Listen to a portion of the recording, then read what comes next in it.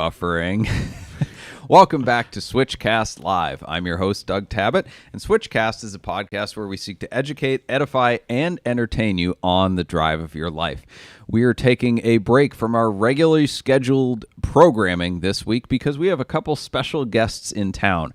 I know last week we said that this week would be Transport Part 2, and I left you guys with a cliffhanger because I told you all of the things that can go wrong in the journey of transporting cars, and I didn't give you any solutions. And I said, okay, yep, stick around, come back next week, and we'll do that. However, when you get a call from Jay Roberts and says he's going to be in town on Wednesday, you say, well, we can talk about shipping cars anytime because we're going to talk about Cannonball tonight. Cannonball Prius. For those of you who don't know, Jay Roberts is a repeat offender on the podcast. He was here last year, and he was most famous for driving a Prius across the country at a reasonable rate of speed, 36 hours and change, with one fuel stop. And he was generous enough to donate this shirt that I'm wearing. I'm sorry for those of you on the audio podcast, but it says Prius go brrr. See, I got you in a Prius. I got you in a Prius, finally. And you seem to be enjoying it. I do, yeah. Yeah, I don't have to put fuel in this Prius, but, well, I do. It's chocolate. And yeah, so he is back, and we've got some new news to talk about from his shenanigans. But sitting next to Jay as well is Matthew Davis. And Matthew has an alter ego in the Cannonball community, which is him, or Captain Chaos. Yes, and he does a bang-up job as Captain Chaos at the events. We all love having him around, and him. You and him. You and him. But we're not going to talk about him. I don't want to talk about him. Well, but it would be really confusing if Captain Chaos decided to change his pronouns because him, yeah, I don't know. He's always going to be him. Right. Anyway, yeah. Let's not go there. Yeah. Speaking of not going there, we're very happy to be live on YouTube and TikTok, and we love our live audience. Thank you for joining us. If you have questions and you want to interact with us, throw those into the live feed. Ethan will do his best to get those over to us as we go. We do not have Tyler with us this evening, so we're going to be maybe a little behind on the questions, but that's okay. We're going to have great discussion. And a reminder to my co-hosts that because we're live on things like TikTok, we no longer have the FCC, which has a very, set guideline of things you can and cannot say. Hello, Howard Stern. Right. Yeah. We are on the social medias, which have just a very vague general idea of what you can and cannot say, and it's completely arbitrary and subjective. So try not to say anything that the arbitrary and subjective misinformation police or, snowflakes might not like. I'll work on my restraint. Well, I have worked in television once before, and there was times that I've had to get something because of a certain little graphic or something would happen to show up during, and had to be edited out per se. So, awesome. Yeah. So, TikTok has been kind to us, and we appreciate them. Yes, they have been very kind. Yes. So, what brings you guys in town? Why are you here? Me? Okay. Well, yeah, we are on our way back from Alaska, where Matt and I drove his beautiful, no longer beautiful, Lexus LS430 to a small town of Glacier View, Alaska, and threw it off a cliff. Why would you do that? Well, this town of Glacier View is so far north, it doesn't get dark. So in the summer. And the 4th of July, you can't do the traditional fireworks displays because you couldn't see them. So instead, and you might set Canada on fire. That, or any worse than it already is, having drove through Canada, saw a lot of that. Yep. But so they throw cars off a cliff for fun. And there was about 10 to 15,000 people there this year. That is fascinating. And over, what was it, 20 cars? 20 cars. 20 cars went over the cliff this year. All right. It was an amazing event. I feel like that's something you need to see to experience. What would people, if they wanted to look it up and see this online, what would they search for? Where would they go? YouTube. YouTube is actually, there was a lot of people that were not only am I working on something, but there's a lot of camera crews that were there. 1320 Videos was there last year. They're also here this year. There's another specifically Alaska group. They just released it called Rev Alaska. They just put theirs up. Like I said, I have stuff from Jay, myself, and also our other co-driver, Rob, was there. So we have stuff to put together.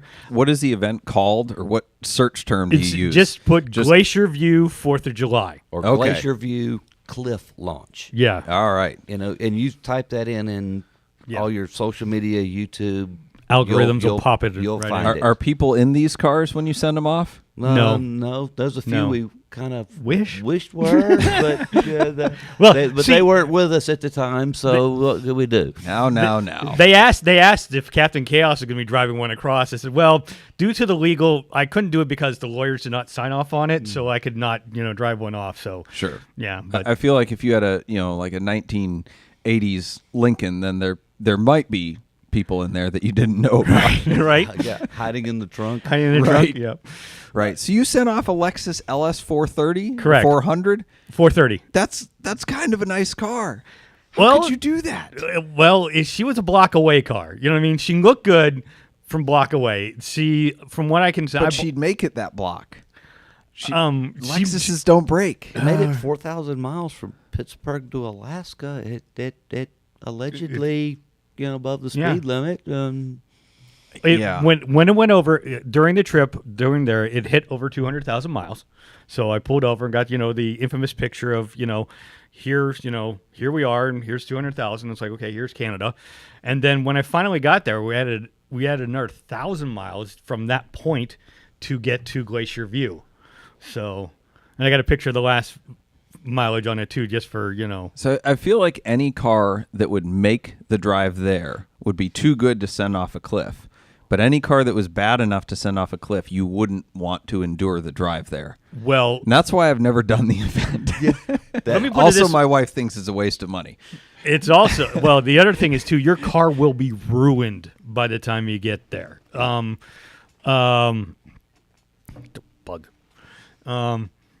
It's, let me put it this way, it was starting to do a little bit of the Carolina squat, you know what I mean? Yep.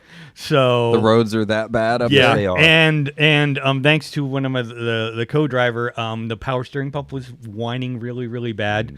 So and like I said, 200,000 miles, that's when you're supposed to do the timing chain. And I was quoted, because I was going to do the research before I did this, $2,500 to get that done. And I know the back coilovers need to be redone, and that's basically taking out the back seat, both parts of the back seat and the package tray, and then doing the parts itself. So that's another $1,000 right there. So it's like, okay, that's $3,000. So the car was totaled. Basically, yeah. It's like a Murano Cross Cabriolet that has a top that doesn't work. Might as well junk it. Exactly. Yeah. And why not send it? I mean, and not only that, I got to hear the wonderful sound of a V8 because, Lexus is very quiet, very, very posh, very, as you're driving it through. But then once you cut the cats off, That's one of the Yeah. requirements. All the cars have to be prepped before they launch, and all the glass has to be removed, which that was fun in itself, sitting there with hatchets busting up all the glass. You drive it over these huge tarps and knock all the glass out. Then they have this huge forklift. Get rid of some anger issues. You can. Yeah. Yeah. And they have this huge forklift, and they literally pick the car up, and they cut the exhaust off of it. So they can recycle the cats and all of that. You drain all the fluids as well, right? No. No? No, don't Okay. drain all the fluids. And so when they set it back down with the exhaust, and he cranked it up, and it sounded glorious. It just, yeah. I'm thinking about. I know you're a driver and things of that. Just the sound of a glorious V8. I'm like The way Lexus never intended for it to exactly. sound. I'm like this. I'm like I want another one so I can turn into a Lemon's car and you just have the Just to glorious hear it. just to Sure. hear it. Yeah. Yeah, there's So- a parade before they launch it. All the cars that are running are down at the bottom, And so you drive up the long hill up to the top. There's a huge parade, thousands of people. The cars parked on the bottom, and they pile Sharpies on top of it, and people and the kids are riding stuff all over it. They're crawling inside of it, riding on the headliners and the seats. They're just, everybody's having fun. And no offense, a lot of people are like, why are you doing it with a Lexus? They're like, that's a nice car. I'm like, yeah, but she's got a lot of little issues with her. They just kind of add up. It had, I think the car was wrecked both ends. So, and the job they put together wasn't really that great. So, I mean, this sounds just like a normal car in Cleveland. Well, actually, the car came out of Virginia. So there's probably a buy here, pay here lot nearby that's going, I wish we had that. Yeah. Well, when it flipped over, because the way it hit on the hill, it hit tail first and then flipped over. And underneath, there was a single bit of rust. It's like, no. I was like, dang, I shouldn't have seen that, but because I'm from Pennsylvania and Ohio. We love to put salt on our roads. So I saw a pickup truck going down the road the other day, and maybe the frame was okay, but the bed was pointed down at a 30-degree angle, and it just it looked like it was making a V. It was collapsed in.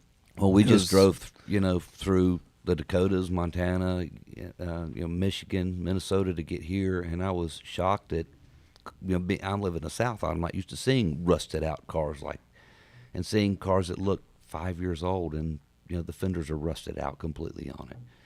That was wild. So, Jay, you recently completed a different road trip. You guys drove to Alaska and back, but there was a little bit quicker road trip that you did recently. I did. Yes, and we're going to go to a quick commercial break, quicker than his road trip. You didn't take any breaks on your trip at all. Not. No commercial breaks, no potty breaks. Yeah, so that's the big news. Not while standing still, at least.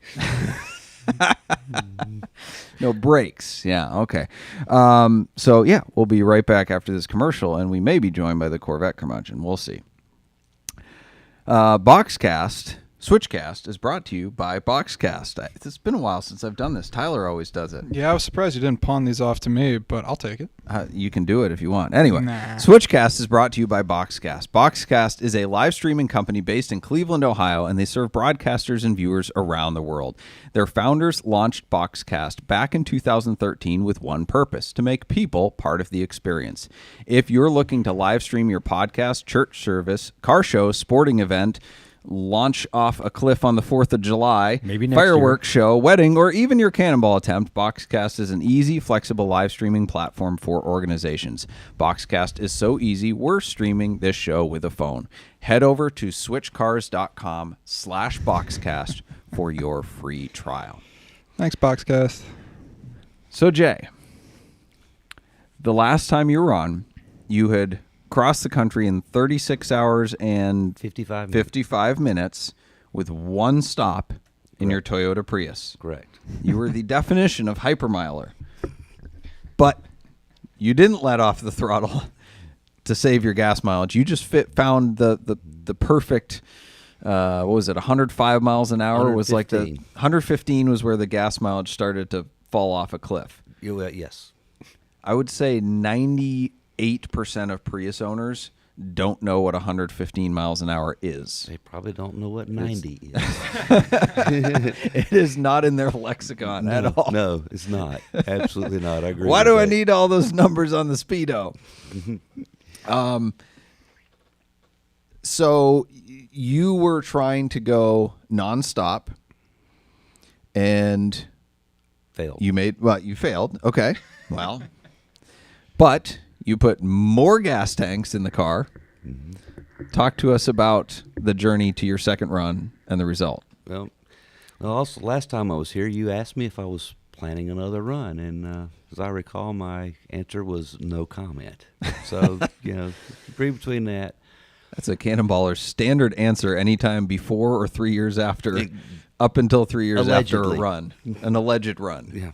So I was so disappointed that I didn't do the run nonstop, but I learned a lot of valuable lessons during that musket ball run. I tore the front passenger seat out, added a third 32-gallon fuel tank, How much fuel did you have in the car total? I had 107 gallons total fuel load when I left the Red Ball garage.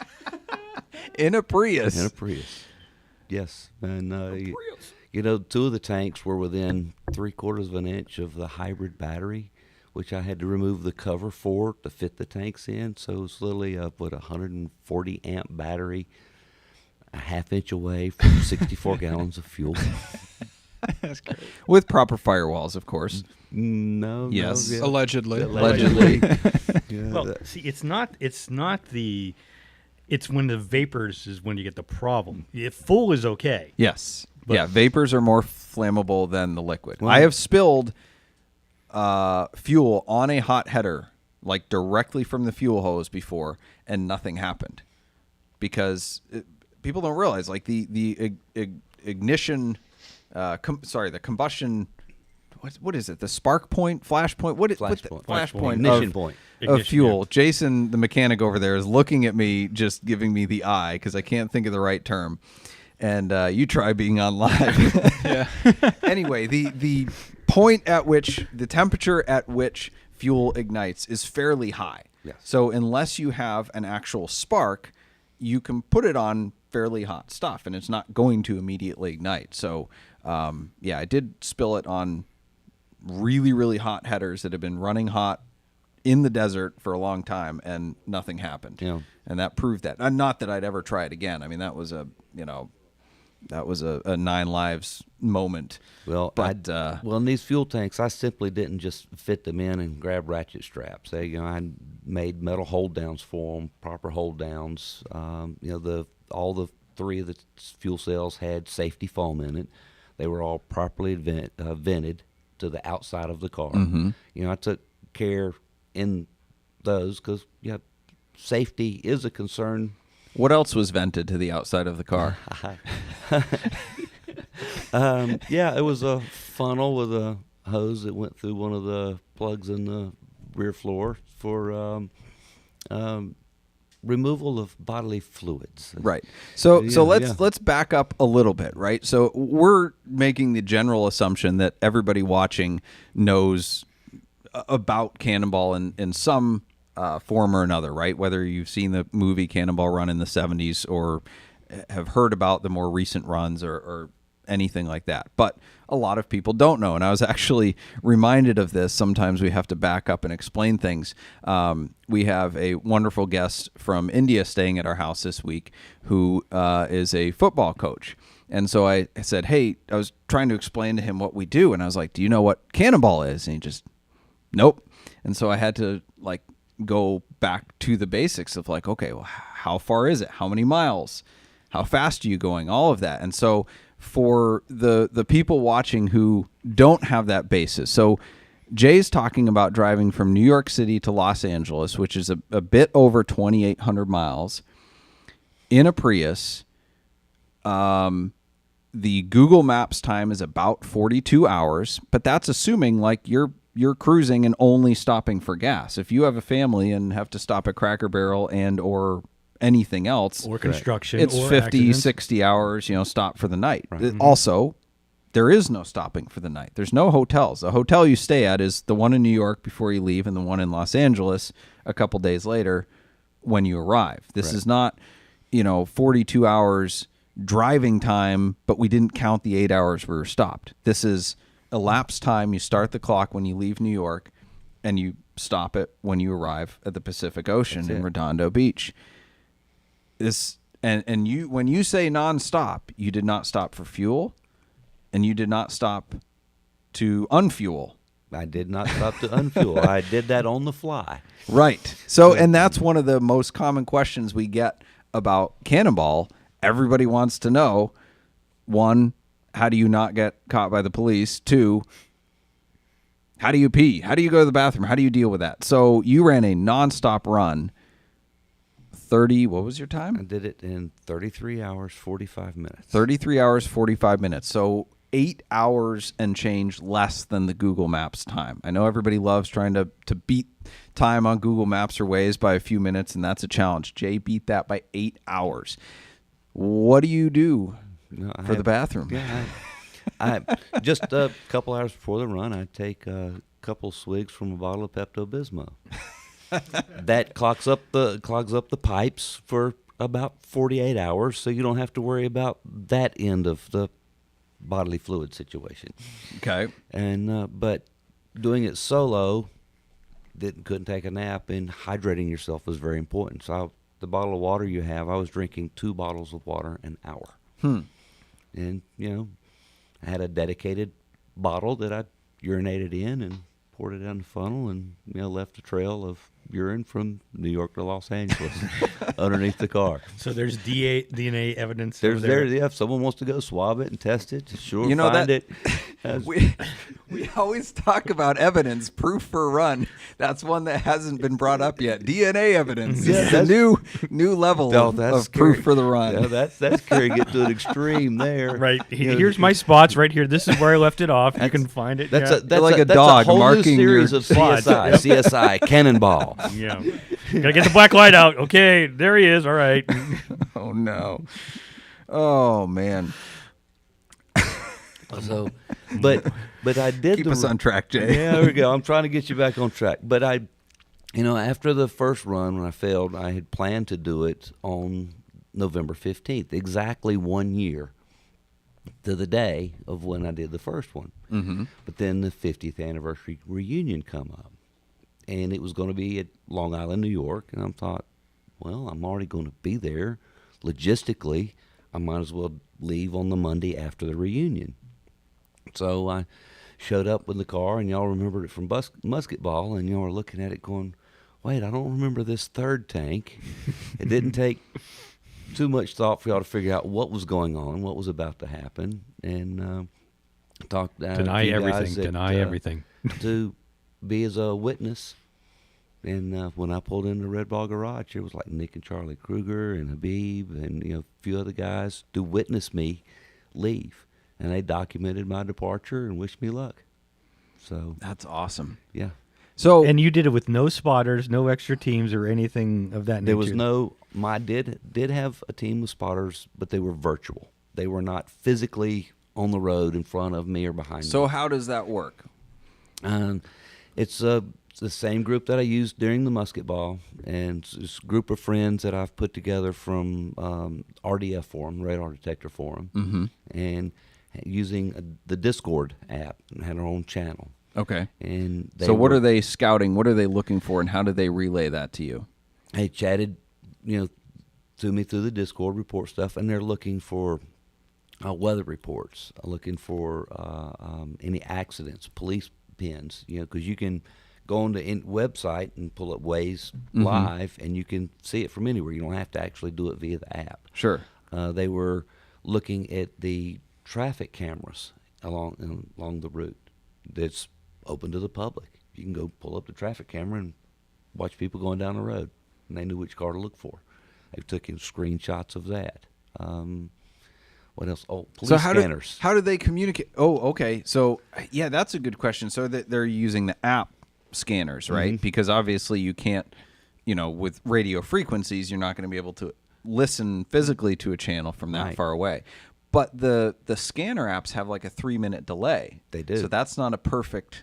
But it still it actually helped me in California because I got called in by a Did you now? concerned citizen in the state of California. They and wanted a welfare check. Yeah, and so my spotter team notified me that, and fortunately they always get the color of the car wrong, or something about the car is wrong. Well, and how many Priuses are there in California? Come on. Yeah. It's like cows in Nebraska. Yeah. Corn in Kansas, yeah, right? Exactly. They're everywhere. Oh my goodness. What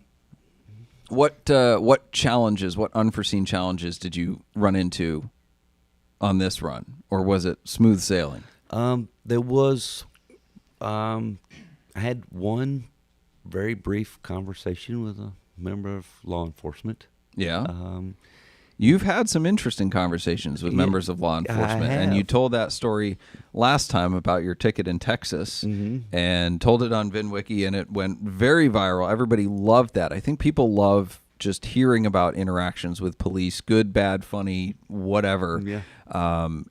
It's I don't know what it is. It's a great party story. So we won't recount that. You can go back and listen to the previous Jay episode. Maybe we'll put it up as a highlight if Ethan can find it.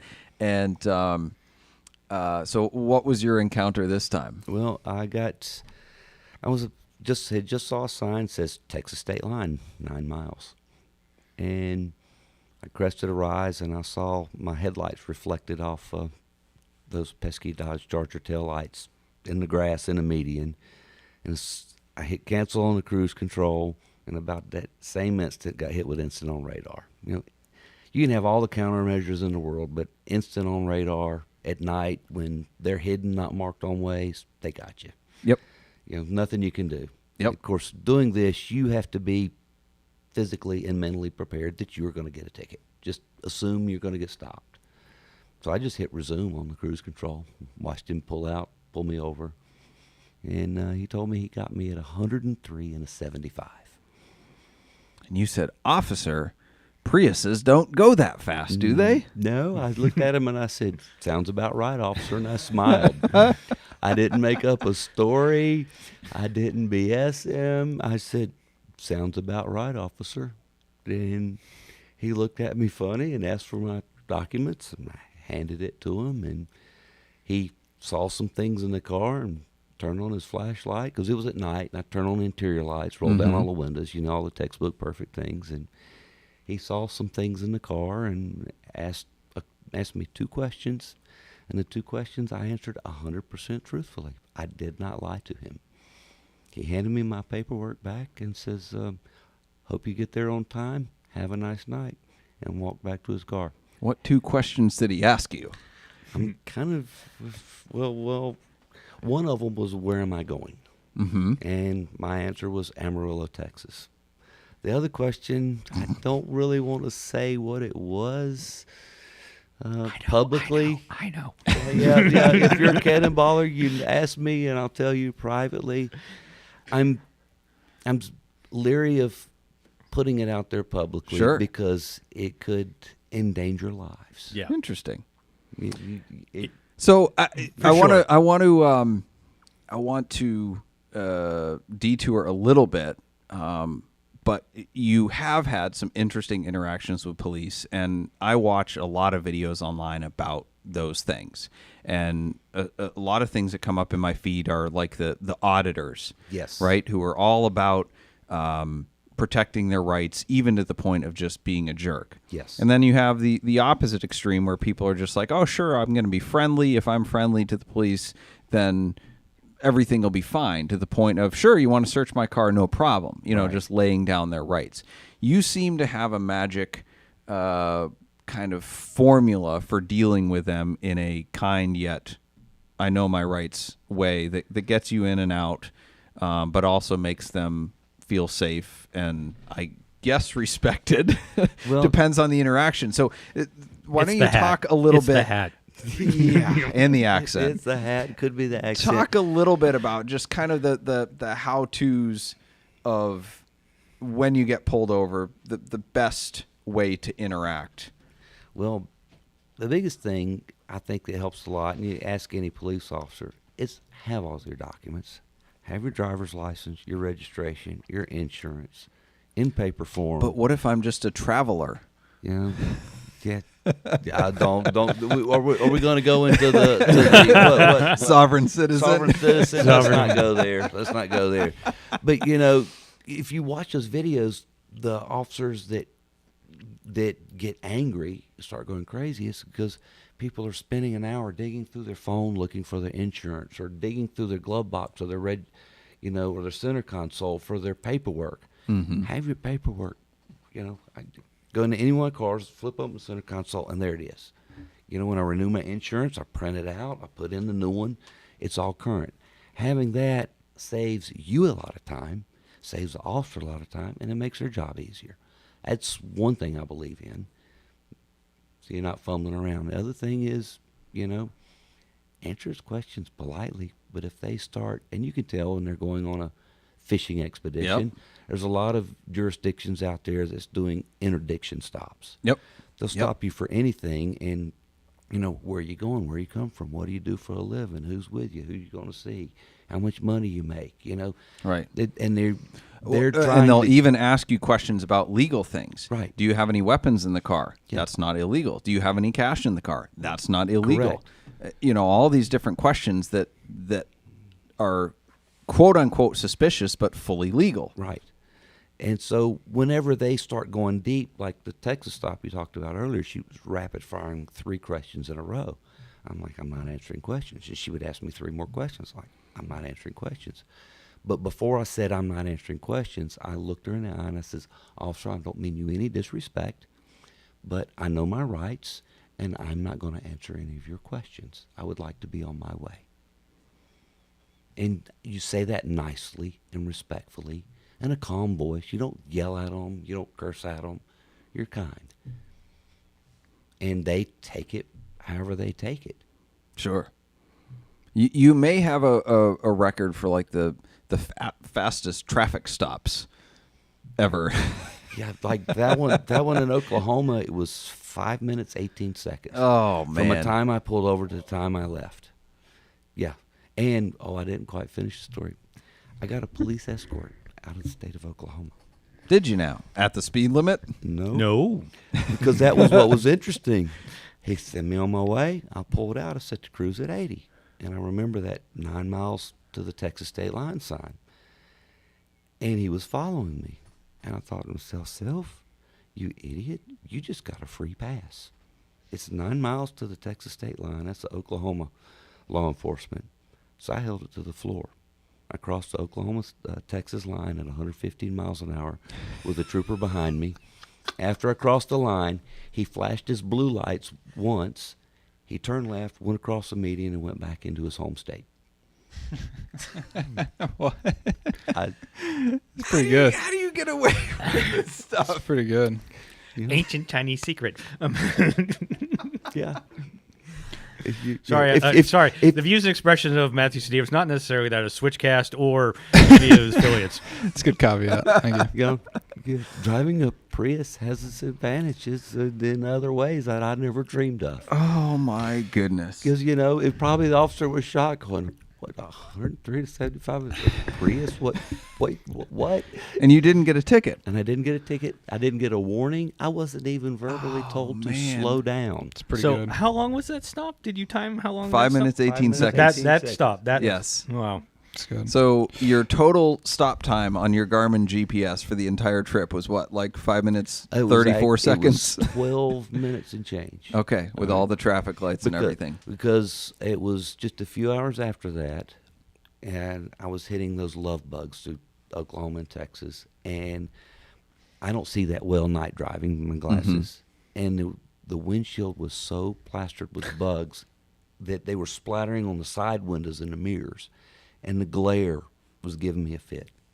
So I saw a rest area, I pulled in, I got out, grabbed my window cleaner, cleaned the windshield and side windows, and then I did about 5 or 6 laps around the car, did a few jumping jacks, did a couple wind sprints down the sidewalk.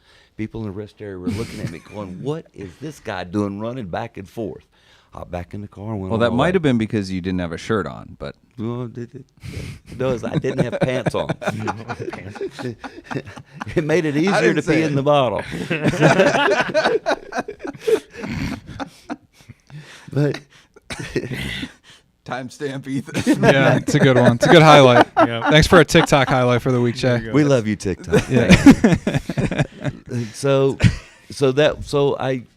I did those 2 stops. One was voluntary, one was involuntary, and I know there's a lot of debate on what exactly a nonstop run is, and it's no fuel stops. Right. Right. I've wrestled with that. I've thought about it. You could word it as a voluntary stop versus an involuntary stop, like getting stopped by law enforcement or having to stop for a red light, having to stop for a toll booth. Those are involuntary stops. Yeah, that's nuances. Though. yeah. The point of the nonstop run is to do it without refueling. Maybe nonstop isn't the right word, but it's the simplest one. The easiest way to It's- describe it. Yeah, you're doing it without stopping for fuel, and that's an accomplishment in and of itself. It's a new challenge, right? So the first challenge is I'm going to drive from New York City to Los Angeles to just do a cannonball, and then we kind of all give ourselves different individual challenges. Well, I'm going to do it in a minivan. I'm going to do it without stopping for fuel. I'm going to do it in a pickup truck. diesel. I'm gonna do it in a Honda diesel. Civic. Yeah. I'm going to do it solo. I'm going to do it faster than anybody else. Right. You know, whatever that challenge is, it's yeah. Speaking of Honda Civics, Matt Davis brought us, again, for audio listeners, we're very sorry. He brought me a Matchbox model of his 1976 Honda Civic that he drove a couple times in Cannonball events. It was at very, the very reunion. cool. Yep. Little tiny car that he made go across the country. Yeah, 64 horsepower. 64 horsepower. Wow. If someone is going to break the nonstop record or create a nonstop record, is it going to be you? What do you mean by that? Like the whole nonstop, you're not stopping for gas. Do you think in your future, I know allegedly, right? We're not saying in definitives here, but is there a decent chance that is plausible? Oh, my Well, records. he did it. Yeah, my record's That easy. is. Can Yours be is beat. nonstop, right? yeah, You yeah. said not stopping Yeah. at restaurants, So- stopping for fuel, not Right. anything like that. Yeah, Anything's possible. the- As we've learned through being cannonballers, anything's possible. Yeah, I broke Steve Brown's record. You know, he did Cannonball But GMC. GMC, Yeah, right. Yep. You know, he did it in was it 35 hours 3 minutes. Yep. Yeah. So his was the record that I broke. Right. You know, the way I did it using lots of math and spreadsheets, I knew what time I needed to cross each state line, and I just was ahead of that by a few minutes in every state line that grew. When I got to the California line, I was ahead of my goal by 45 minutes. My goal was to do it in 34 hours, and I built the spreadsheets to match that. So I had 45 minutes ahead of my goal. Yeah. And I lost 30 minutes of that going through LA traffic. Yeah. And so it's an easily beatable record. Really? Absolutely. Yeah. You Yeah, know? I mean, Yeah. looking at all the runs I've done 4, and there's always someplace somewhere. It's like you look at it, it's like I could have done this better.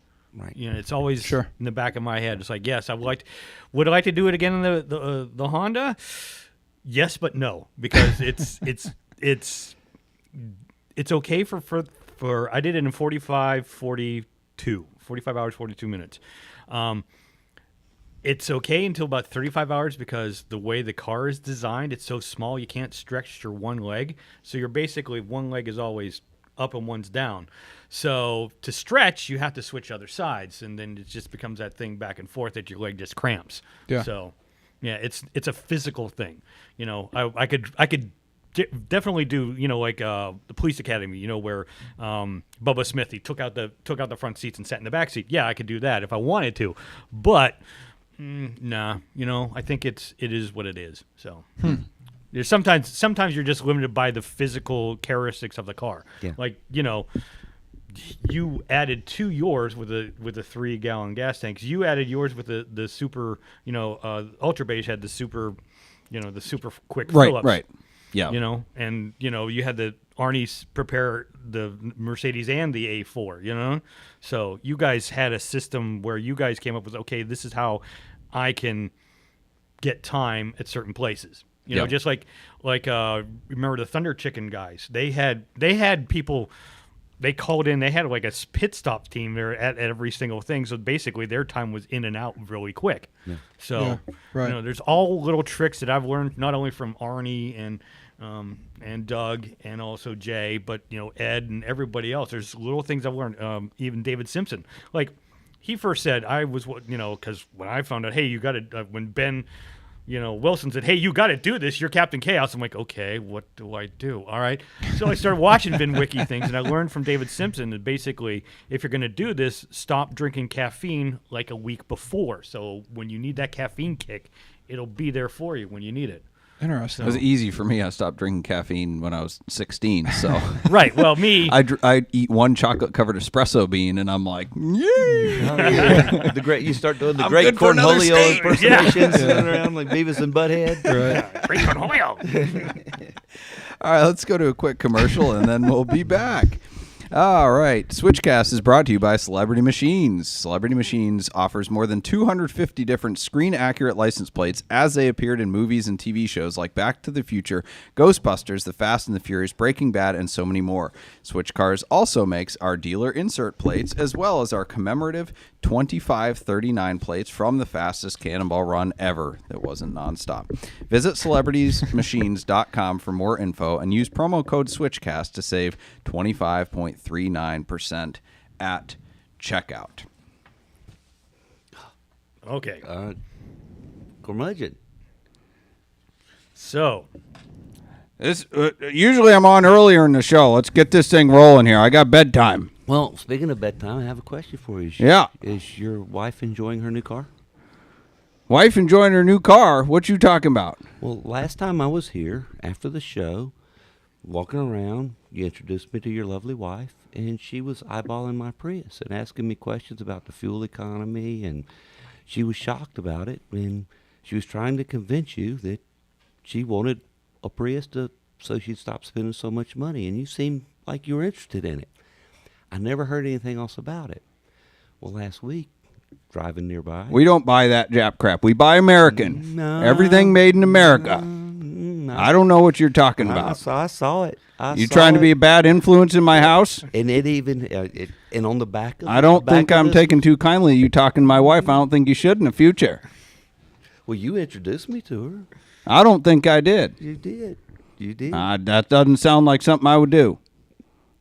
Well, it was a pretty blue Prius I saw on the highway today, and it had a sticker on the back of it I thought was interesting. It said, "Our other car is a Corvette." Not my other car. Our other car is a Corvette. I posted a picture of it up on Instagram, and when I passed it, I looked. It was your wife driving it. I think you're confusing her with someone else. I know what I saw. Nope. I know what I She saw. drives a Chevy. We all drive Chevy. We're a Chevy family. I don't believe you. I think you think this is funny. Well, I'm not having it. Is Tyler going to be back next week? He doesn't ask me these kinds of baiting questions. Oh, this is intense, guys. Yeah, I'm not used to this. All right. Yeah. I made the Corvette. I don't know. Mad. I don't know what Yeah. you think you're doing here, but don't be talking to my wife anymore. Okay. but he's wearing a Prius Goes Burr shirt. That's true. Can't deny that. Oh, he's gone now. We can't press Oh, him can't on deny that. it. Yeah, Right. it's a shame. No, I guess Corvette conversion is done for the day. I run Cheers. him out of the building. Yeah. It's the first person to Common run the occurrence. Corvette Yeah, curmudgeon I'll out make the sure to building. send his wife some flowers as an apology and make him mad, even more mad. So, back to the nonstop discussion, not the not the nonstop discussion. We will stop. We'll stop in 20 minutes. But the discussion regarding nonstop cannonballs. So you were stopped for 12 minutes, give or take, Right. but with no fuel stops. What was your overall average speed? 84 miles an hour. 84 miles an hour. Okay. There's, and we talked about kind of the different challenges we set ourselves with in terms of what type of cannonball we're going to do. But there's been a lot of discussion on Reddit and other places about fuel stops and how much time they suck. And how, like, the way to break the ultimate record, you know, it's easy. It's the bench critics, the people on the internet, Yes. the keyboard warriors. They've got everything to say. But they always say, like, oh, well, mobile refueling or nonstop or just putting giant tanks in it is the way to beat the record, the overall record. And, you know, I look at our stop time on the E63 run, 27 hours, 25 minutes, and we had a 22-minute stop time total with 4 fuel stops. Yeah. Versus 12 minutes with 0. So it's not the be-all, end-all It is not. No. for the fastest run ever, because with the advantage of not stopping for fuel comes a disadvantage of extra weight. Yeah. And so we're all, like you said, Matt, we're all kind of finding our own way through this, taking little pieces that we learn from everybody's run and saying, okay, what's the best formula to do a run? Right. So I think you'd probably agree that nonstop is not the way to break the Cannonball record. It's just a different challenge that you set yourself with and say, I want to prove that I can do this, because it's a whole nother challenge to be able to find a car that is both fuel efficient enough so that you don't have to carry 300 gallons of fuel and reasonably quick enough so that it's not taking you 4 days. Yeah. And has room for fuel. Yes. Yeah, like the Honda has an 8-gallon fuel tank. So, yeah, 8 gallons. I averaged on a tank anywhere from 210 to 185, for that. I averaged, if you figure this, going, well, of course, the top speed is 99 miles per hour, so I couldn't even break triple digits with that thing. So, I don't know I forgot to set my time, so I don't know how much our stop time was, but the problem with mine is like, okay, about every couple of hours we were stopping. So, but of course, when I stopped, it only took 8 gallons to fill it up. But everybody talked to me. It's like, wow, I haven't seen one of these in a long time. It's like, like my mom's ex-boyfriend used to have one of these. And I'm like, yeah, okay, all right. So basically, it became like, I don't think you understand. I got to get out of here. Right, exactly. And I don't want to be rude, because it's like, okay, yeah, we got someplace to go. You know what I mean? It's like, because hey, look out for this red little car. It's going Listen, fast. you're in a 76 Civic. They think you got nowhere to go. Right, exactly. A Civic can go 90 miles per hour? Who thunk? You know what I mean? So, yeah, well, because technically the book says the top speed is 90 miles per hour, but, I had to bust that, so just prove it wrong, So another common question I get is about Easy Passes. People are baffled that we use an Easy Pass for tolls. Do you use an Easy Pass? Why do you use it? You don't have to stop at toll booths. You don't have to fool with money. Gotcha. Yep. Have you ever had one fail on you on a run to like the gates down and it didn't read it and you get hung up? I never have, but I always had assorted change, in the door pocket just in case. So you can just throw it. Yeah. A few ones, a 5, a 10, and a forget Pennsylvania. It's like $50. well, matter of fact, before I left the reunion, Wesley said, you may need some quarters, and he gave me a roll of quarters. And I had that in the center console in case I needed it. That's added weight. No. To clarify, Ethan, I'm not talking about throwing it like at the person working the tolls, but they you have may the be little too young. basket. They used to have the little baskets. Right. that you would just like throw the coins in. I know of these. I've never seen As you seen drove one in the by. flesh, but I know of them. Yeah. Yeah. For Yeah, sure. Chicago used to have a bunch of those. Yeah. For Yeah. sure. So it's not like What- just throwing it at the guy. Well, if it's an at- Easy Pass, there's no one there. You'd be Yeah. throwing it at nobody, right? Well, you gotta wait unless till go somebody through shows the up. Until someone combined shows lanes up, or then you something throw like it at that. them, right? Yeah. Why are Yes. people baffled that you use Easy Passes? Okay, so they think that because you're going through an electronic thing that's registering your car at a time and a place, and then you go through another checkpoint essentially. They can track your speed. That Yeah, they can track your okay, speed by sure, simple math. sure. And then they're just going to mail you a ticket. Well, No. you can't. they can't legally No. do that, Can't. right? well, this is the Not beauty. yet. Not yet. Not Not yet. yet. Not yet. Exactly. So Skynet. this is the beauty of cannonballing in America is not only is there multiple different states and state sovereignty, so there's no like federal agency that comes after you for speeding, nor can they. But government red tape, government bureaucracy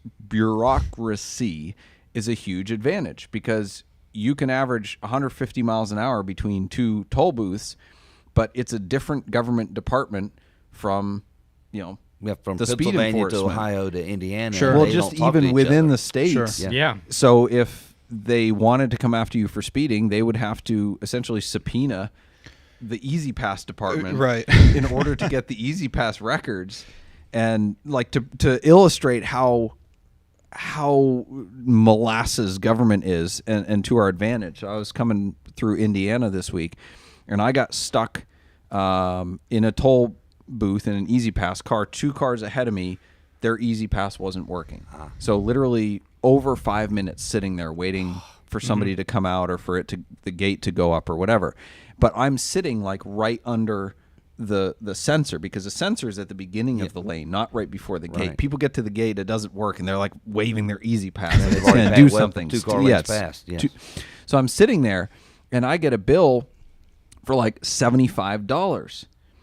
So we disputed it, and turns out they billed me for a 5-axle vehicle because I had like backed up once, and Okay. I was right under the sensor because I was trying to back up and go to a different lane, but there was somebody behind me. So we disputed it, and we get this message. I apologize for the overcharge and inconvenience. It appears Indiana charged you for the incorrect class vehicle. A dispute has been submitted to Indiana for authorization to adjust the toll. Once approved, we will adjust the transaction, and the difference will be refunded to your Easy Pass balance. At this time, your case will be closed as we are waiting for Indiana's response. Please be advised, it may take 4 to 6 weeks to receive a response. Thank you for your patience. Yeah. Well, Molasses. it's kind of funny. So this is why Easy Pass can't issue us tickets, because it's government. Yeah. Well, the thing is, I just got I got a letter. I've had Easy Pass for a long time, and I got a letter from them saying the battery inside my Easy Pass was about to die. So I had to go online and say, hey, this is my transponder. I want a new one back free of charge. You know what I mean? And you just got to send your other one back. So at one time I had 2 transponders working at the same time. So, but yeah, the batteries do go bad, and I can see why somebody can, have problems with it, because that technology's been around for 20 plus years now. Sure. Yeah, I mean, my Easy Pass is probably 12 years old, so that battery might go. Yeah. Right. So- And like I said, I got to think of it, because once you get something from Easy Pass or something that's all great, what kind of thing did I charge wrong? Because they don't email, they just send you a letter and say, oh, you got to pay an extra fine. It's like, it's like, here, you got to pay. It's like your transponder didn't thing, or you could go online. I'm like, I'll get curmudgeon about that, So running short on time here. We do want to wrap it up in a timely manner. We're going to go to the question of the week, brought to you by Nuts for Sticks. And this is a reminder for those of you watching live that after the regularly scheduled program, we do have what we call Tip Talk. It is our bonus round Q&A session, and we call it Tip Talk because we are sellouts. That's right. Anyone who tips us, their questions will go to the top of the queue, but we will get to as many as we can in that bonus round. So our question of the week, brought to you by Nuts for Sticks. Nuts for Sticks is the stick shift enthusiasts website where we sell merchandise and stickers and anything to support the clutch-filled lifestyle. Check out nutsforsticks.com and enter discount code SwitchCast to save 10% at checkout. So our question of the week comes from Ben Dugas on Instagram, and he asked me, should I repaint my car after an accident, or does it kill resale value? Now, this is a question that I needed to dig into a little bit more, because an accident could be anything, a fender bender or whatever. But he sent me some photos, and it looked like he had quite the off-road excursion. He was going farming with his Porsche. And so I asked him, I said, hey, what's the extent of the damage? Is it just cosmetic? Do you have undercarriage damage? Are they going to issue a salvage title, total loss, whatever? And he said, no, there is quite a bit of undercarriage damage, and he just recently found out that the front tub needs to be replaced. So that's pretty significant damage. So the easy answer to that is, with that kind of damage, your resale value's already shot. So paint it whatever the heck color you want, because that kind of history is going to kill the value. So just do whatever you want with it. Build a track car, V8 swap it. Doesn't matter. But swap the world. LS swap the world. Yeah, like LS 430 Lexus. Yeah, well, no, not that LS. No, not LS. The question that he kind of then alluded to after that is, well, now I'm not even sure if I want to keep it, because with front tub damage, the car won't ever be the same, and that's always people's concerns when you buy a rebuilt title cars. Like, it's not going to be the same as it came out of the factory. And some people are fine with that, because it's like, well, I got a deal. I'll put up with the squeaks and rattles and, whatever goes along with it. But typically it's worth it to just let them total it out and buy another really nice car, because they're going to give you fair market value for however nice your car was before you wrecked it. So, it's one thing if you get into a fender bender and can get a $10,000 insurance check for $5,000 of repairs.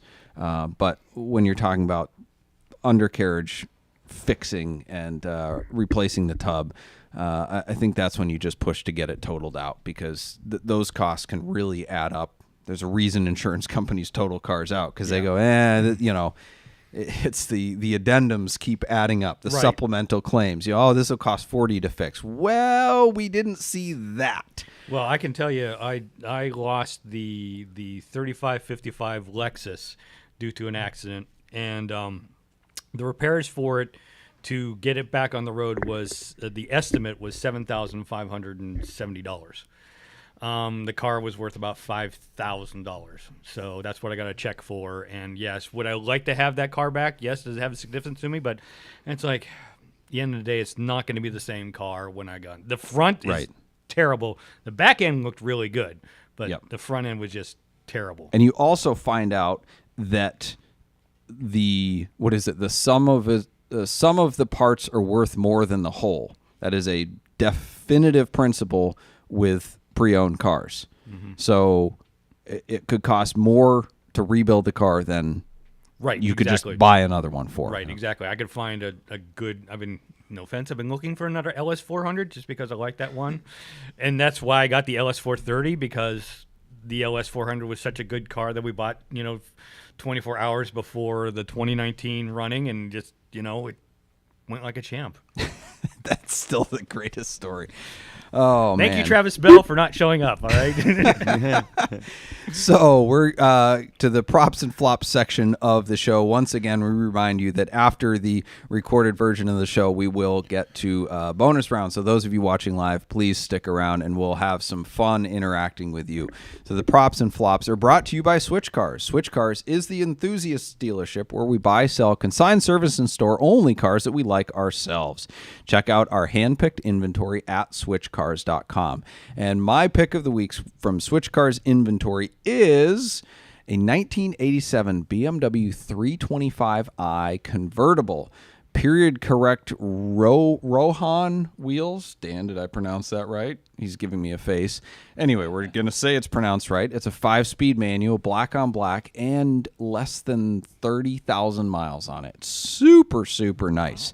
So that one will be coming soon to our website if you're interested in paying lots of money for a almost 40-year-old convertible with very little power, but cool looks and a nice. It'd do well at Radwood, especially with those wheels.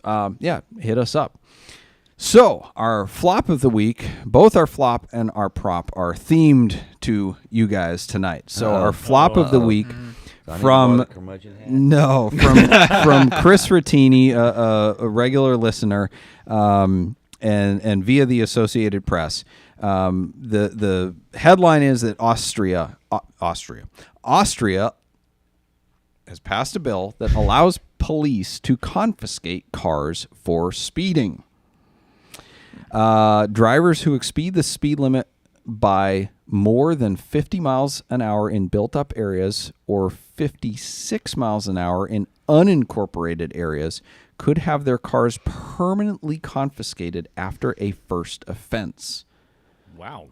First offense. Now, there's some other lesser laws that, if you're going like 30 miles an hour over, they can temporarily confiscate it on the first offense, and then after multiple offenses, they can take it. Like the impoundment in Canada. If you're doing certain speeds over, it's automatic 7-day impoundment, and the second offense is 14-day. And which we never did at any time during our travels. Never. Yeah, right. Leonor 40 kilometers Gewessler, is slow. The Austrian Minister for Climate and Transport said last month that, quote, there is a speed above which the car becomes a weapon. What do you think about that, Jay? Matt? Well, that is true. There's been statistics. Here we go with statistics. You can do statistics for almost anything. But yes, when you have statistics never lie, but liars use statistics. Correct. But still, if you figure the weight of a vehicle versus a person, there's a certain number you hit, you will definitely injure or maim that person. I think that's like 12.5 miles an hour is the number. I think it's 20. It's 25 miles per hour. Okay. Injury, and then 35 is serious injury, and then I think 45 is, So why are people? What's the difference between 45 and 145 then? You've hit a deer, probably, no doubt. Nope, No, never. unfortunate. Well, I have. The difference is the splat. If you've seen a vehicle, The splat. Eloquently put. Oh my goodness. Good. yeah, you've seen like a tractor trailer, just the aftermath of a tractor trailer just hitting a deer on the road. But that's not speed. Well, I guess it's all momentum, but that's just mass. And same thing. Cars got mass too. Yeah, less. Well, I think Still, that's, we even put those like up in Canada, they have moose bars. You know what I mean? Because the moose damage the vehicle so bad, and protect the vehicle. Then it basically splatters the moose.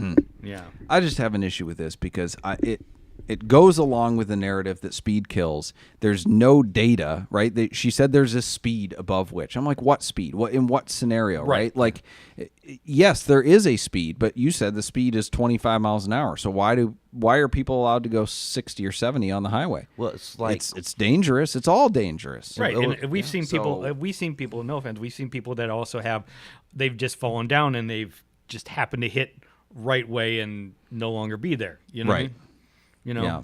Expire, as we say. Yeah. It's, there's risks and everything. Do I speed? Yes. Am I worried about? Do I speed? Do I go 50 miles per hour in a school zone when I know there's kids around? No. But that's using judgment. Right. Right? Like that's That's the same thing. Yeah, I agree all with you. speed is situational dependent, but it's Correct. more than just a number on a sign. It is what skills do I have? What risks are around? What's the visibility? How old are my tires? How bad are my tires? What kind of car am I driving? How much traffic is there? Yeah. We don't take those things into account. I wish we would, but then they just make up numbers and say, well, if you're going above this number, we get to take your car away from you. It's complete and I- horse and crap. I agree with you. It's wrong. It's totally wrong. Is So on your the flip side, yes. is your what? car a weapon or can it be a weapon? That's an excellent question. Right? It's- I mean, It's that's more- people are going to have varying perspectives on that. Well, it's just like, it's like guns. Guns are a weapon. Cars can be a weapon in the wrong sense.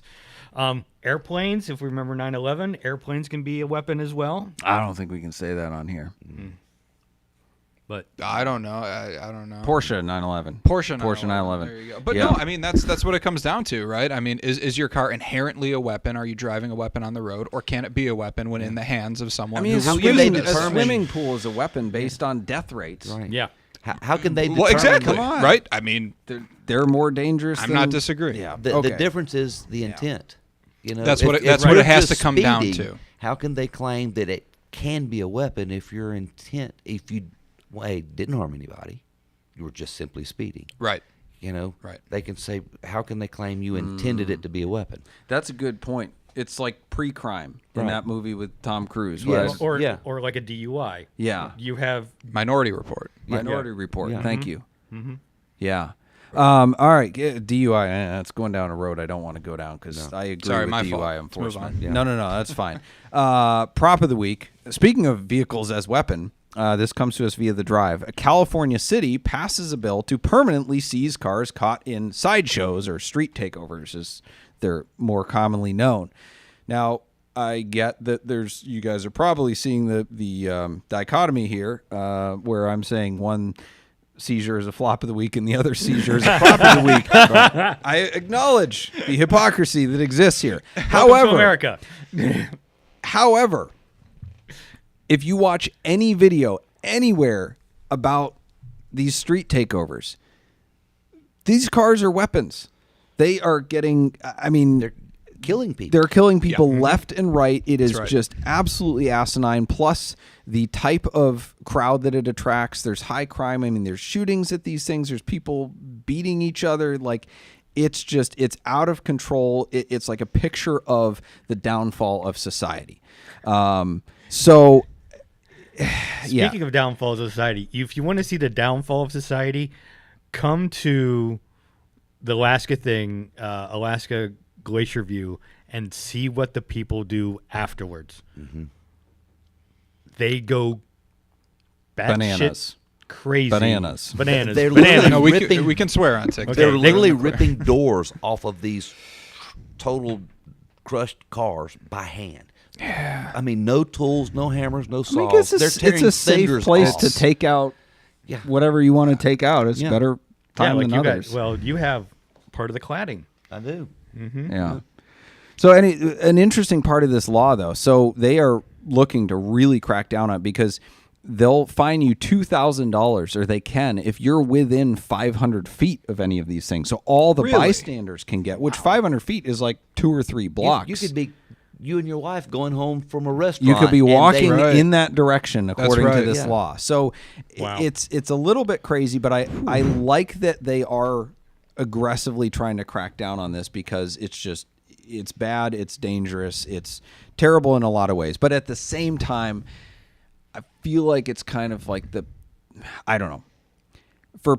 For a society most of which that believes in evolution and survival of the fittest, street takeovers are the perfect Darwin Award. I mean, yeah, that's natural it's selection. It's really hard to feel badly for people who are jumping out in front of cars, doing donuts, trying to get a filming whatever, Yeah. who get run over. And it's like, I saw that coming. You shouldn't have done that. That was dumb. What about the Ford Mustang that always happens to every car show? They just have to come out and go in the crowd.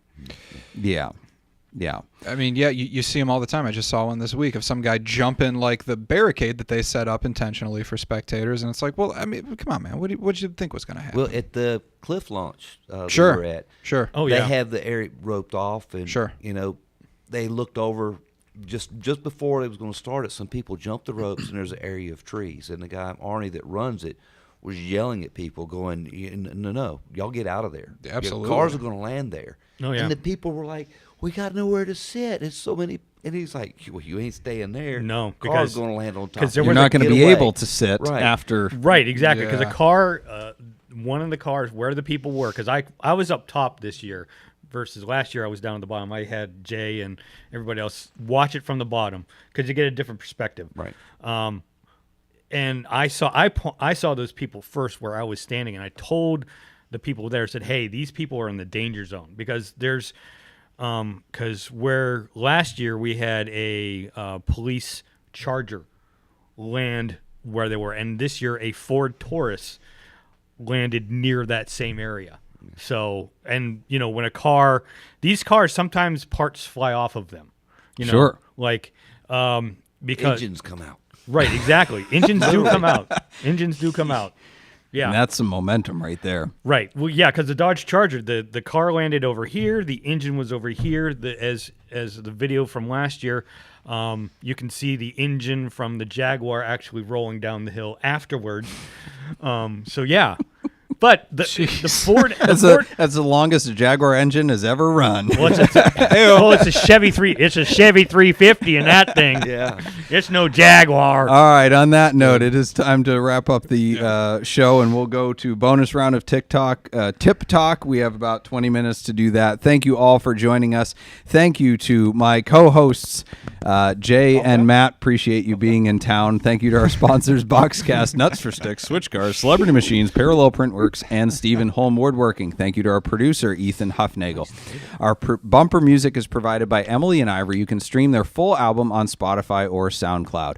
This episode will be available next Monday on audio format wherever you listen to podcasts, and you can find that directory on switchcast.live along with blog posts and highlights from our latest episodes. Thank you for listening, and we'll see you next Wednesday at 8 p.m., and I promise we will come back to Transport Round 2, and we look forward to edifying, educating, and entertaining you on the drive of your life. All righty. Applause. Well, All right. Yeah. Live viewers, Yeah. Well, what do we got here? What do we got? Thanks again for the two of you for being here. This is interesting. We had a whole lot of viewers, but I think people were so enthralled by the conversation that there's maybe some questions that they did not send in here. But there's a few specifically Cannonball related that I do want to get to. The Ruckus 8 on TikTok asks, besides exotics, what car or cars should you not cannonball? 1977 Honda Civic. Toyota Prius. That's good. 1977 Monte Carlo with an LS swap. Good. Is there like a car? I'm curious because all of you guys are really into this Cannonball community. Is there any car that you hear all the time from people where it's like, "Hey, I'm thinking of doing this, and this is the vehicle that I'm gonna take," and as soon as they say that, you're like, "Ooh, you better think twice." Corvette. People say that a lot. Yeah. I've heard Corvette a lot. Taking I think a a C8 Corvette out would be a good and- one. I mean, Actually, Corvette's Corvette had a has run has- sub 30 hours. Yeah. They're very fuel efficient. But they're the older somewhat Cor- ubiquitous. They're reliable.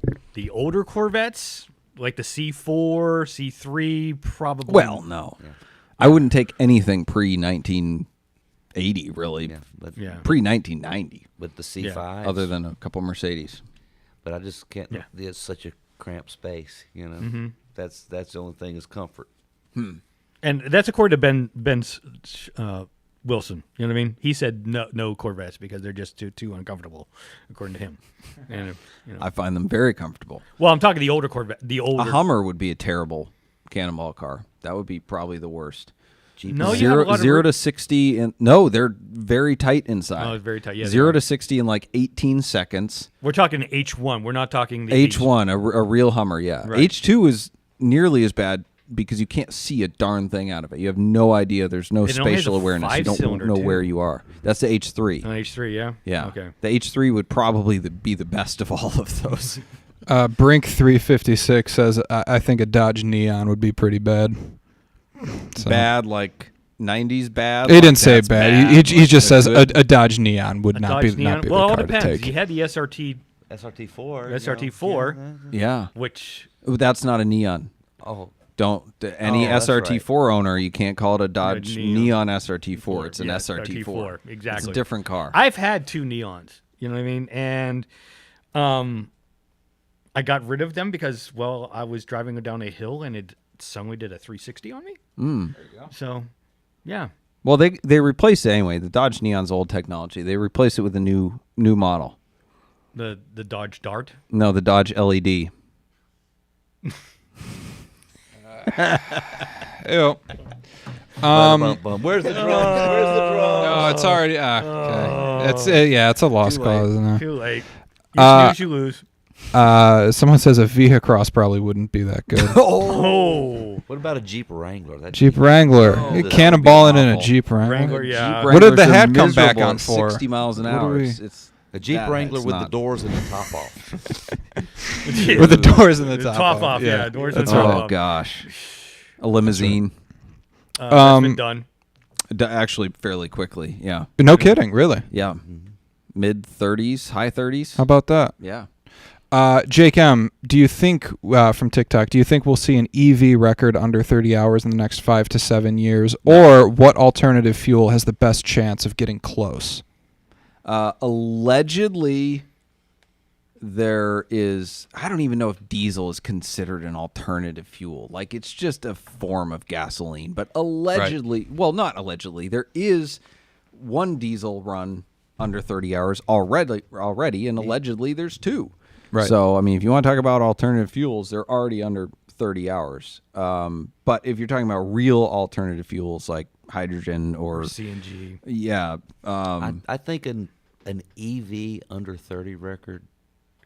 I mean, right now it's The batteries. impossible. Right. But Sure, the question yeah. was in 5 to 7 years. So, maybe the technology catch up. Maybe some new battery design. Sure, But sure. I mean, it's hard for an EV to. What's the EV records? 39, 38 hours. it's right around It's 40. something, yeah. Yeah. It's right around Yeah. 40. So it's got to improve 25%. Do you know what the EV was that they did it in? I'm trying to think. The Polestar? Porsche Taycan, it was number 2. Oh, I thought it was the and, Taycan. Taycan? No, the Kyle The Polestar. Kyle Connor did it in the Porsche Taycan, and then there was another one. It's not the Polestar. Give me a second, and I'll look it up. Let's go to the next question, and then Sure. I'll have that information. To the internet. In the meantime, because both you guys were weighing in on to the internet, yes, exactly. Both of you guys were weighing in on the speed conversation here. On YouTube, we have a comment from Todd saying, "Speed doesn't kill, but coming to a sudden stop, on the other hand." Thank you, Jeremy Clarkson. Thank you. Yeah. Yeah, because someone actually, I think, quoted him with the exact quote that he had. Is that true? From your guys' experience here? Well, just yes, slamming on the brakes on a... You're going down the road doing 100, slamming the back of a stopped truck on the highway, it's going to kill. You know? Right. Yeah, I don't care what your vehicle like is. I said, when I lost the Lexus, it was middle of the night. It was raining. Fortunately, it was on the Ohio Turnpike. The person in front of me had a black Ford Escape, fell asleep at the wheel. I ran into her. I didn't see her fast enough, and I ran into her.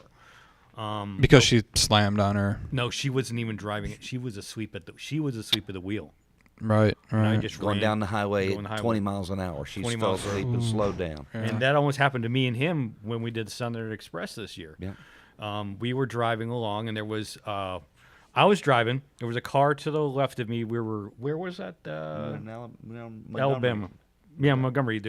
And there was a truck going about 20 miles per hour. I was with no taillights. With no taillights on. Well, taillights were on, but you saw them before I did.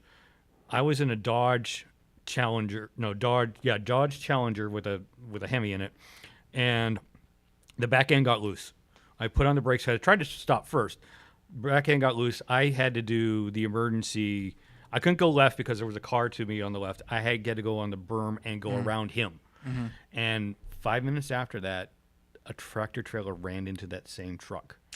Yeah. Yeah. Really? Yeah. And I think that person is definitely no longer toast. with us. And I'm not too sure about. I haven't heard what happened to the tractor trailer guy. Oh, goodness. The tractor trailer at speed running, 70, 75. Sure. Hit this truck that was was on the highway and barely moving. I mean, so yeah, I guess that leads into the question. Do you guys feel the same about someone just camping out in the left lane and going under the speed limit? I mean, it should be legal. Asking for problems. It should be legal to pit maneuver people that do that. Yeah, I agree. I love that take. Especially in a Prius. I love that take. I don't if you can do it in a Prius. If you can do it in a Prius, I got bones for that. I don't care what vehicle it is.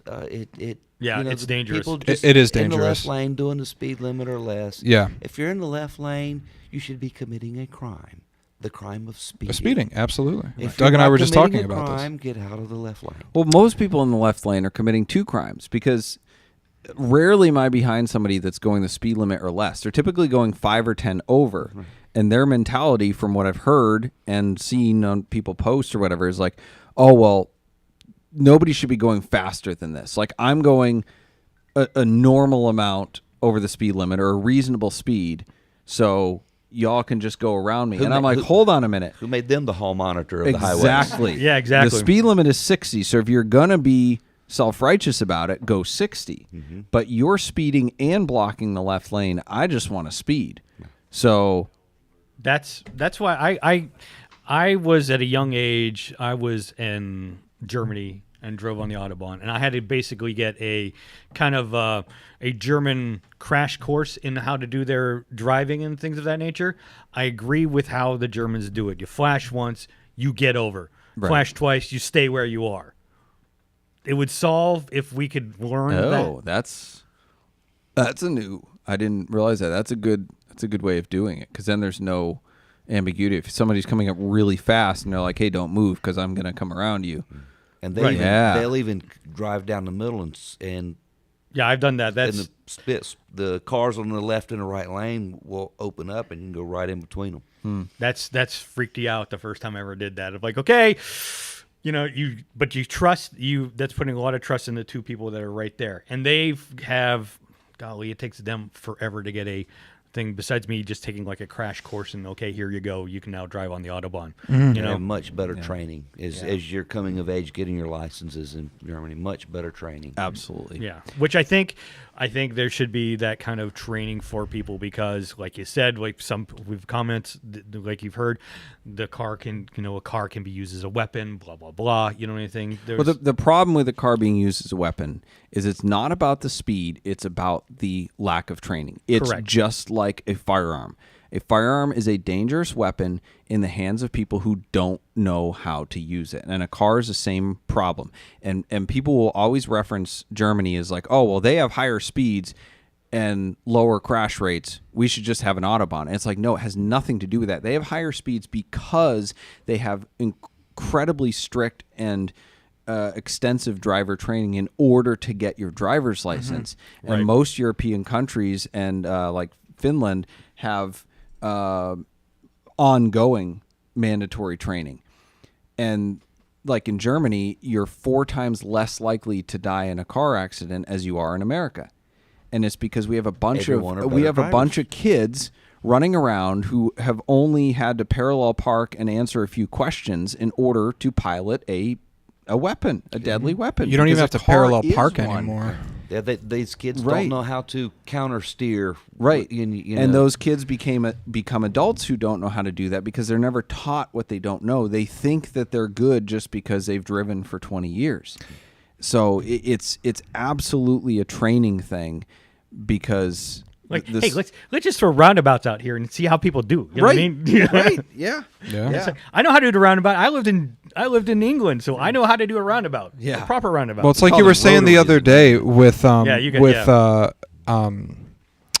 what do you call it, with the rear view cameras, right? People just completely, a lot of times, specifically teenagers, lose their ability to even put their car in back reverse up and if use they're their in a mirrors. car without to have to use Right. your mirrors. Yeah. Or Right. radar cruise control. That's You terrifying don't have to to pay me. attention to what people are doing. Well, Yeah. The only reason they become mandated because some adult ran over their kid and didn't have one, so they made Yeah, it mandatory for that. Yeah.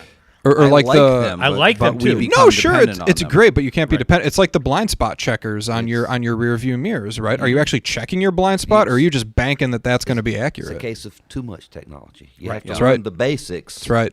And with the technology, you have these nanny systems in cars now. And that's That's But a good constantly driver beeping at with each those other. nanny systems, it'll make them better. Right. Right. But a bad Sure. driver that becomes dependent on those, it They cripples don't- them. Yep. well, just like Yep. you know, I love driving the little Honda. It's a different feel from today's cars. You know, it's a different feel than the Lexus, a different feel than the A4 and the That's Mercedes. like the difference between two of the Yeah. vehicles we're looking at here. Yeah, right You know, here. completely. Yeah. Very manual, a lot more computers. Yeah. So back to the EVs to answer that question. The current EV record is 42 hours and 17 minutes. So not even at 42 hours yet. So- It's a so- 21 Tesla Model S long range. So currently, the fastest EV time is the Google Maps time for Yeah. a family in a Slower. minivan going down the road, stopping Yes. at Cracker Barrel every 4 hours. Yeah. But that's all the charge. The charge time is the big. Yeah. Well, and the key here too is, and also I think it's funny that they call it the Model S long range because we have Jay Roberts, like Jay Long Range Roberts. Here. Yeah. You know, that's a total how you joke. say that. I'm sorry. What's the Tesla long range? Like 300 miles. Yeah. When it's warm out. But the key thing to note here, because we were talking about the nuances of a non-stop record, like what counts as a non-stop. The general unwritten rule with an EV record is that you use a public charging network, because that's kind of the point of the EV records is to not just do it in an EV, but to kind of prove the the technology, the system, the advancement of that. So if somebody went out and just hauled a generator behind them or had battery swap packs or whatever and smoked it, I don't think people would acknowledge it as legitimate. Not that there's any hard and fast rules, but they'd just be like, well, that's not really the point of the EV records. Right. Yeah. So I'm sure somebody could do sub 30 hours if they quote unquote cheated, even though there's no cheating in Cannonball other than just not doing it. Yes. Yeah. Yes. We all know. We all know. Yeah. We all know. So, Tip it. but yeah, so 42 hours to sub 30 in 5 years. Yeah. I Yeah. bet against it. It's a I'd put reach. $20 It's against a that. reach. Yeah. Mo, 10 maybe. I say 10. Maybe. 10 years? Yeah, 10 years. Because batteries, technology for the batteries is going to change. Solid state batteries could completely change that. Sure. Yeah. Mo tipped us on YouTube. Thank you, Mo. Cannonballers. Have any of you ever experienced dizziness while driving for long periods of time or changes in different lighting? Yes. Changes in different lighting. Yes. Yeah. That's why I had to stop and clean my windshield. when I was getting a little bit tired, and the glare was causing issues. Well, I can tell you this much: doing these, I have a friend of mine. He loves having the windshield pristine when he drives, and I'm like, I'm the same way. Inside. but on the outside, because if you see the picture of the front of the Lexus, it is black with bugs. Yeah. And I've learned to drive through bug splatters very, very easily now. They don't bother me as much as they used to. Yeah, But driving through mental haze is a total difference. I mean, I've experienced a number of things. I mean, there's just the exhaustion where you start hallucinating, especially out west, because if you're out west at night and you see like the mountains and the clouds, you don't know what's what. Like you start thinking they're just like monsters. What messes with me the most out west at night is the lights from the endless windmills off in the distance. If you look at them, it's like an optical illusion. That it's a vehicle especially or something. At night. Oh, and so you man. have to hyper focus on the road, and I'll look Yep. at those windmills because it messes with your Yeah, your you have head. no idea. You see lights up ahead, and you're like, "Is that 8 cars or is that a tractor trailer?" And it just you don't know if they're 100 feet off or a mile. And that's- off. And is that a Dodge Charger back end? right. and Those I can see clearly. right? But the difference there is you have to learn to recognize that, and you have to, from a scuba diving community, call the dive. You have to call the drive. When I did the Spanish Trail, I hit a point that was like that. You're getting a fax over there. Yeah, Doug's receiving a fax as we So- speak. Congratulations, we have a fax question coming into tonight. Oh, The first ever fax question From on it's coming in from 1980. yeah. a little bit late. Is there going to be another Cannonball run next year, or did Brock cancel it? Just a fax, Dan, man. what is that? Making like hot chocolate or An espresso's going on? You put a cup in it. Well, yeah. Throw a cup I under think there. it's self-cleaning. But yeah, when I did the Spanish Trail run, I actually hit that point, and I said, "Stop, stop before I hurt myself or worse, hurt somebody else." And I pulled over and took a 20-minute nap. That you have to. Yeah, what we're doing has a lot of risk, but you also have to recognize your personal limitations. Right. And if Yeah. they get to a point where you know that this is not good, stop. Correct me if I'm wrong, but didn't your sister or somebody end up calling you and was like, "Hey, you haven't moved in a while. What's going on?" Yeah, when I pulled into that Cracker Barrel and reclined the seat back, I was out immediately. Yeah, sure. And my sister had the glimpse feed, was tracking me, and she sent me a text message. My phone dinged and it woke me up. And I looked. She's like, "Are you okay? Is everything all right? You're not moving." Yeah. I'm like, "No, I had to pull over and take a nap. I'm good." Yeah. And I got up, walked around, and that 20-minute nap fixed me, and I made the rest of the trip. Yeah, I've done a 20-minute power nap on times before. Yeah, and it's like it resets your brain just enough. For sure. Yeah. All right, we got time for one more One question. more question. One more. One more. I mean, I will tell you here in Tip Talk, there has been a whole Maybe we can do rapid fire. plethora. See- Okay, see okay. how quick we can get through a couple. All right, We'll let's be quick flip with it. David Sanford just points out, this is interesting, our interstate system was designed for 80 miles per hour in the 50s for 50s vehicles. Accurate? The speed limit used to be 70 back in the 1960s. I remember that.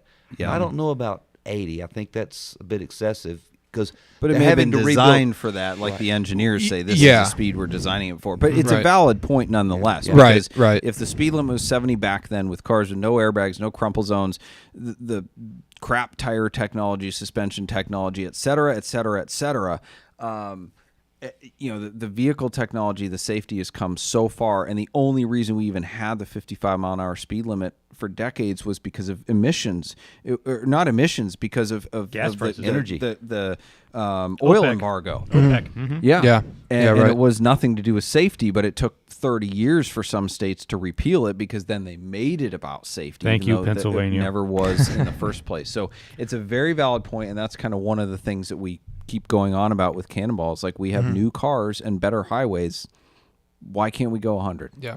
So good. Next question. There's two here that I really want to get to. Okay. Nick goes fast. Why did you pick a Prius over a different hybrid? TDI Insight? I know the answer to this because it was cheap. Because it's cheap. 'Cause I'm well, cheap. And well, 'cause no, you owned one? and it TikTok was highlight. it was cars that I already owned. Yep. Oh, okay. Yeah. So Okay. like when I got the invite to the musket ball, the 101 horsepower. Of course, yeah. less, Right. I already had a Prius. Yeah, you're like, I'm good to go. Yeah. go. I didn't have to go purchase another vehicle. For sure. How many specifically for it. horsepower did you have on the Dyna Run? 102. That's why Sean did the diesel wrecker in his Volkswagen Passat Yeah. because he already owned it. Yeah. Right? I mean, Yeah. that's the story for a lot of people. Nick And, owned a Saab, so he did a Cannonball and a Saab. If you want to know more about how Jay did 102 horsepower in a less than 100 mile per hour Cannonball, you can listen to our previous podcast with him. He talks about that. Jake M., what state has the worst left lane campers? Oklahoma. Virginia. I disagree with that one, but All of them. I'd say Oklahoma, Missouri. Those are two of the worst. In one sentence, why? I guess that's it. I guess you just said it because just they're the always worst. there. I mean, Missouri is the worst because literally all across the state they have the giant PSA signs that say like "Get out of the left lane." That's a bad all sign. across the state, and I'm That's going, an indicator. Well, "Come on, people!" You Like, can read, right? I know you can Virginia read. for me because I live just literally 10 miles south of the Virginia line in North Carolina. And when I'm on the highways, every time I see someone riding in the left lane, 9 times out of 10, it's a Virginia plate. I mean, seriously, it's so. I probably don't notice it. There may be, yeah. I'm some confirmation bias on my point. I No, admit that. if you observe it, then it's but valid. Every time I see someone in the left lane, it has a Virginia plate. Almost even- every time. I probably don't think of it because you can't really speed in Virginia because of how they enforce it. So I'm not Yeah, worried it's a about rough left one. lane campers there because I can't go more than 79. So yeah. All right. Well, don't mean to cut this short, but we're going to cut this short. Thank you all. Hope you'll be back next week. We're going to talk about transport. Thanks, guys, for being on. It's a lot of fun. Likewise. And good night. Mm-hmm.